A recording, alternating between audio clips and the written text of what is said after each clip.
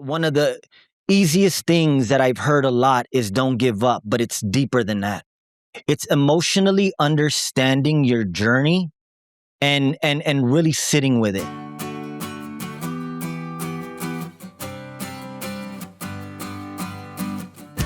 Hello, I'm LaVarn Burton. I'm Tamara Ruggiero. And I'm Mike Spigler.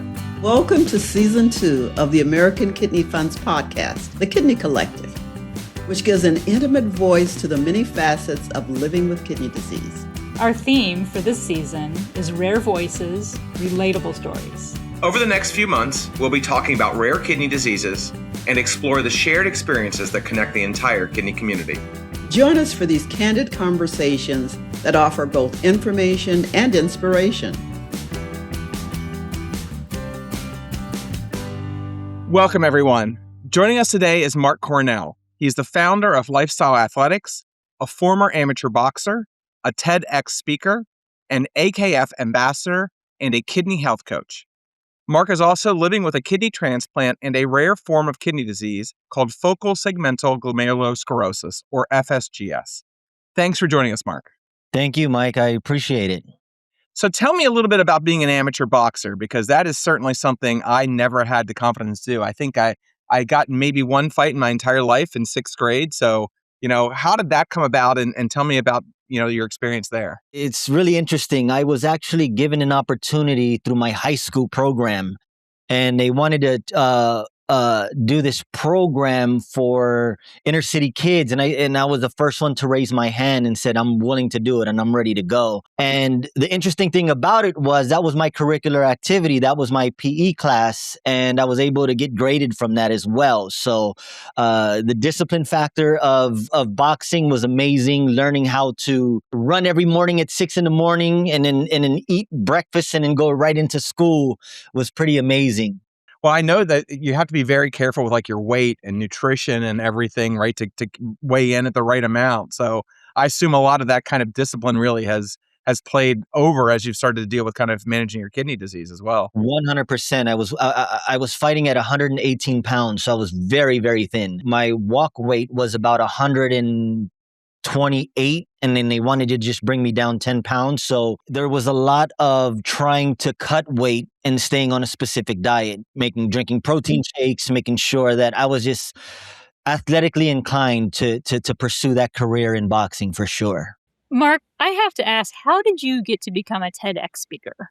It's really interesting because I shared my story as a kidney transplant recipient who went to social media and had 33 donors come forward to donating a kidney. That was a story that was in a wow itself, right? And they wanted to know how I did that. What I learned was through the process, they were interviewing 22 countries. I don't know the exact number, but it led down to the last 9 speakers, and I made it all the way through. For me to speak on a TEDx stage where no one knew anything about health, I really had to hone in on a different type of direction when I started to share my story. Yeah, that makes a lot of sense. It's hard to sometimes translate health information for a lay audience, right? Right. I mean, so it was like hypertension and glomerular disease. It was like kidney failure and high blood pressure. That was it, right? So just so that people understood based on my journey through navigating the healthcare system. Well, let's talk a little bit about your journey. I think it would be really interesting if you could just talk first. How did you first learn that you had kidney disease? Did you have symptoms? What prompted you to get tested? Just kind of walk us through that process. Yeah, of course. So I was 26 on a routine physical. I went in for a doctor visit. I was covered by my father's military insurance. On my 26th birthday, it would have automatically cut off. And I went to the doctor's office. I can remember it very clearly. I was just so confident because I had been training so much, getting ready to turn pro as a professional boxer. And I said, Doc, you have nothing to worry about. Look, I'm strong. I run 3 miles a day. I'm in the gym all the time. And at the time, I was also getting ready to try joining the Los Angeles Fire Department. I was so confident. And then 2 days later, she said, look, Marc, if I don't call you back in 2 days, you're perfectly fine. Go ahead and turn pro and continue to join the fire department. No worries, Doc. Perfect. I appreciate that. So 2 days later, I get a call. She says, Mark, some labs are a bit out of whack, and I want you to come back, and I want to do a biopsy and introduce you to a nephrologist. Are you sure? Is this correct? She was like, let's just make sure, because sometimes data can be off. Sure enough, I came back 2 days later. There was a biopsy, and I was diagnosed with a rare kidney disease called focal segmental glomerulosclerosis, which was very, very shocking to me because it was the hardest punch I ever took, right? Emotionally, mentally, even physically, just physically draining. And I didn't know that kidney disease was silent, right? Just being in the kidney world now, I didn't realize that kidney disease is silent until it isn't. That should be the title of your biography someday, I think, right? The hardest punch I ever took. That's a great way of framing it. Oh, thank you so much. Did anybody in your family have kidney disease, or did this just come out of the blue? It just came out of the blue. It literally just came out of the blue, and till this day, I don't know who to blame, right? Was it my protein shake? Was it my training? Was it getting hit in the kidneys? What were the possible causes of it, right? So I didn't know who to blame. It was idiopathic, and that was the diagnosis.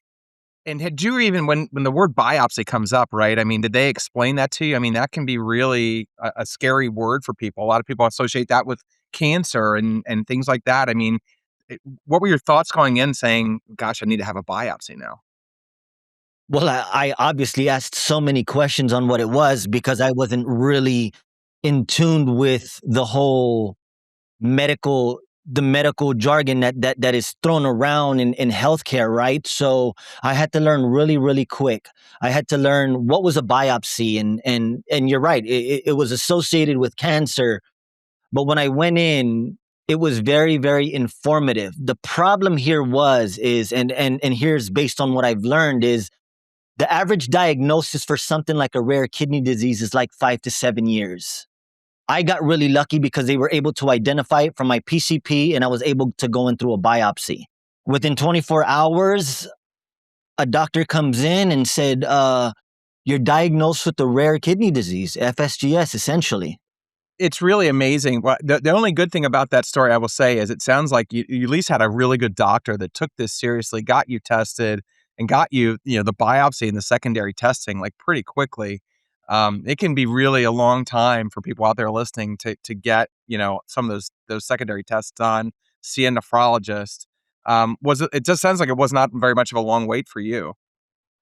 It wasn't. And that's why for me now, advocating for your health is so important, right? Just because we were already on top of it. And then even when I was introduced to a nephrologist, the interesting thing about that is I wanted to get a second, third, fourth, fifth opinion, just because I just wanted to make sure for myself that this was correct, and everything came back exactly the same. And then, Mark, when did genetic testing come into play? When did you make the decision to get genetic testing? Wanting answers beyond idiopathic. What were the family implications? Whether it was insurance discrimination or, discrimination concerns. I was also feared what it might reveal, right? Genetic testing wasn't about blame. It was about truth, right? I wanted to know, based on the genetic testing of 365 markers, where this came from. And it was very, very straight. It was very, very straight shot. Everything came back negative, that I was just like, at least I know the truth and I face it head on. Did you meet with a genetic counselor after the test as well, or was it just kind of a report that was sent to you? Right. So I did a genetic testing, and if everything came back negative, what else should I really ask for at that point? I'm already diagnosed with a rare kidney disease. I've been on dialysis and gone through the transplant journey. So for me to just ask again would just information overload, that I'm just trying to live it day by day, one at a time with the rare kidney disease. Yeah, but what you bring up in your thought process is something that I think is really undervalued by the medical community, in that humanistic kind of feeling of knowing what happened to me. but also obviously the family implications you mentioned as well. But there's something about just knowing, like, I now understand what happened with my condition and my health, and it's just something about it's really kind of enlightening and encouraging to know that, even though it's you're dealing with this really difficult disease. Well, here's the thing: is that I went through the 5 stages of grief through this whole process. Right, we're talking about 15 years. The denial was the beginning days. Right, I was denial. Then it became the angering days. Right, I was angry. Why did this happen to me? So D, A, B. Bargaining. I wanted to bargain my life. And that's why I went to several different second, third, fourth opinions. Are you sure? Depression, right? You'll go through that stage of why, and it reverts back as a whole circle. And you, at what point do you go into the acceptance stage of your chronic illness? And I had to identify that very, very quickly. And I think reverting back to the beginning question of how did boxing play a role, my running became my doctor visits. My protein shake became my medication. My training became punching verbally to doctors where we can find a common ground, not about winning. And I don't care if I get a draw, but at least I walk out there winning, learning information about myself and my disease, because again, I was an amateur. I wanted to learn more to become a professional advocate for myself. Marc, what would you say to somebody who right now is in the middle of the process, in the middle of the 5 stages of grief, of coming to terms with having kidney disease? One of the easiest things that I've heard a lot is don't give up, but it's deeper than that. It's emotionally understanding your journey and really sitting with it. They say it's the light, not the darkness, that most frightens us. And I think once you get to the light quicker, you'll be able to adapt and accept the situation that you're going through by being more clear-headed when you go into the hospital, instead of always frantic of, is something wrong, is something not? One thing that boxing did show me was my opponent will always be me first in the mirror than anybody else. What's the roadmap to fighting yourself in the mirror? And that's something that I would share with patients is, we're now diagnosed with this disease. It's not, oh, okay, it's happening, but what can you do to make it ease off of your emotional discomfort to saying, look, I got to start making changes, and I got to start making changes now, because every action, there's a reaction to every question. There's a consequence to that. I don't want to say, look, dive in so deep, because you can get very, very wrapped up in a lot of the medical conversations that you're having, but really, really take it step by step. Take it step by step. Well, Marc, your experiences, and I think being so transparent and vulnerable with like all of those things that you were thinking about, are really going to resonate with a lot of people listening to this, and that are probably going through some of these same feelings and thoughts, and maybe not sharing them. And I think it'll be kind of a defining moment for them to hear you talk about this. What motivates you to share your story in this way? I know you went and came to Capitol Hill and helped advocate for some issues that we care about here with the American Kidney Fund. Why do you feel it's important to do that? I advocate because silence almost cost me everything. It almost cost me my life. It almost cost me me being a brother, me being a husband, me being everything in my life. I believe patients deserve plain language. I couldn't understand any of that stuff. We talk about organ shortages. We talk about rare disease researches. Lived experience gives credibility. And that's why advocating for me is so powerful. If you don't speak, someone else goes unheard of. And your family, I'm sure, must have played a huge role in kind of picking you up when all of this was happening as well. Yes, but they didn't understand what it's like to fight a chronic illness or a disease. They can only be compassionate to saying, wow, my brother, my son, my cousin is going through a hard time. But if you don't know what it feels like internally, like other patients can look at me and say, how you doing today, Marc? And they know exactly, just by a way of a look, maybe by my eyes, they can see very, very clearly through my soul of how much pain I go through. And that pain exudes through advocacy, right? I've learned that there's 3 different types of advocacy when you do vocalize your your efforts. It's a patient advocate who shares the hope, an ambassador who shares the hope with, like you guys, with the kidney health coach, an ambassador, and then you have someone who's a credible messenger. This is what I've dealt with. These are the navigations that I've been able to learn through the process of navigating the healthcare system, to not just advocate hope, because hope didn't pay my bills and I was hurting for that. And you're not only dealing with kidney disease, but a rare kidney disease, FSGS. Right. And so that Right. was kind of layered on top of this entire experience you're having dealing with the rare disease. Have you connected with other people in the FSGS community? And if so, what has that meant to you? And what type of support and connections have you made in those conversations? It's one of the most important things that I realize, that community actually means common in unity. When we talk about finding a community that understands what you go through, the hardship, if there's ever any clinical trials, what type of treatments that they're on, and sharing the experience of how many medications I take, right? I shared very, very openly. I take 15 medications a day, 105 a week, 420 a month, 5,040 pills a year, just to stay alive so that my rare disease doesn't reoccur. There's a 50% chance that, especially with the rare kidney disease, while I was going through the transplant stages, that this can reoccur. And I'm just being honest with you. We're going to hold you for observation. And just know that can be a reoccurrence once this transplant happens. And I think that is such a challenging part of living with FSGS post-transplant, knowing it could recur. 100%. 100%. That's where I actually got scared that kidney disease actually really knocked me out. I always revert back, and this is just who I am.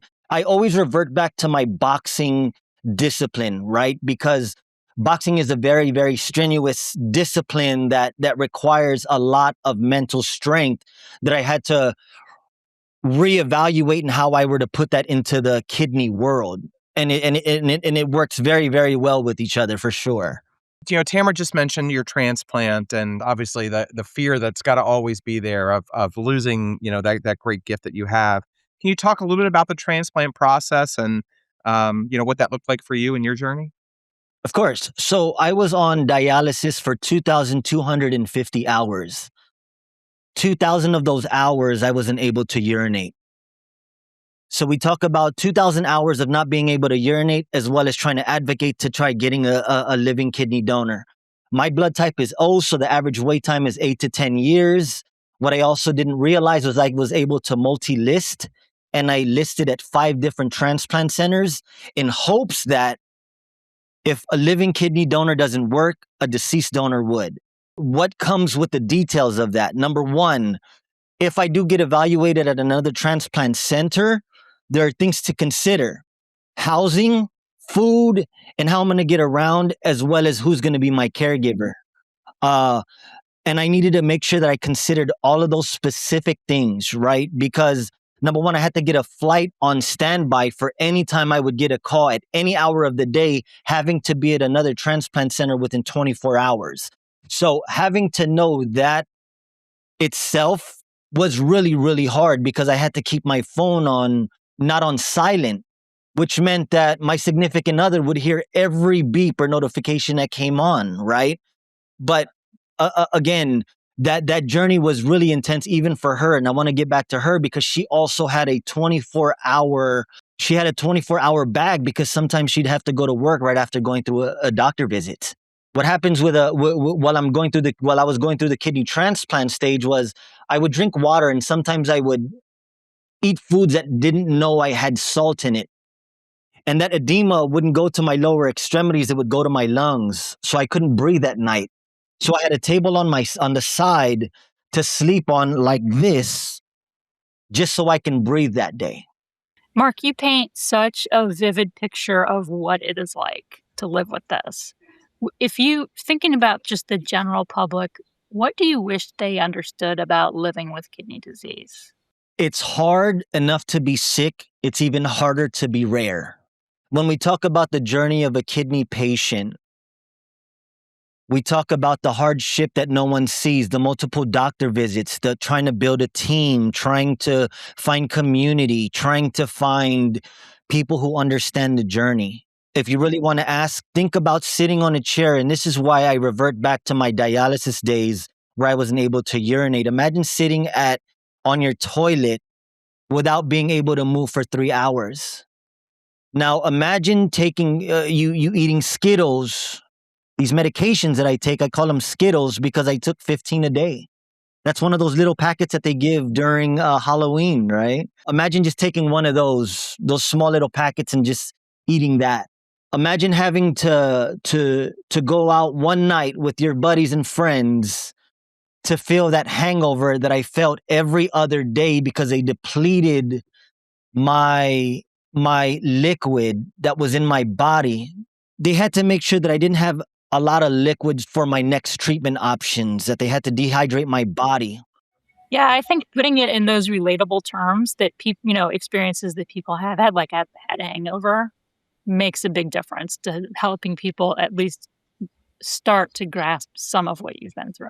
100%. And I think even if you were to run a 500-mile race, you still wouldn't be able to adapt to how the feeling of a patient going through dialysis feels like. There's cramps involved. There's headaches. There's dizziness, right? I think the cramps are really, really intense. I've never had cramps like that, even while I was competing to turn pro as a professional boxer. I mean, I seen my muscles wave as if it was a wave going through the ocean. Think about the most hardest cramp you've ever felt and then trying to run a marathon at the same time. That's how tired you are. Many of our listeners are in the kidney community and are going through dialysis. But I think what you're sharing is so important for them to share with other people they know, their family members and friends. They can get maybe a better understanding of how it feels. Right. But I also think that when I did that myself with community in my own family, they don't understand. So it's always about finding community, learning about the kidney health coach, because it gives them a 0.0001 of what the day in the life is like of a patient based on, look, these are the signs and symptoms that I have that maybe we can articulate. But when you come into community, when you come into the people who understand, that's where the real magic happens. Marc, we're so thankful for you being an advocate, for you being a kidney health coach, and we'll drop in the show notes a link to that if anyone else wants to do it. It's a free opportunity to really make a difference in your community, and we thank you for all the work you do there.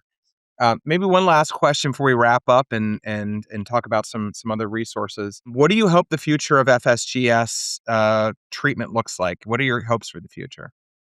We don't need better treatments. We need earlier answers, right?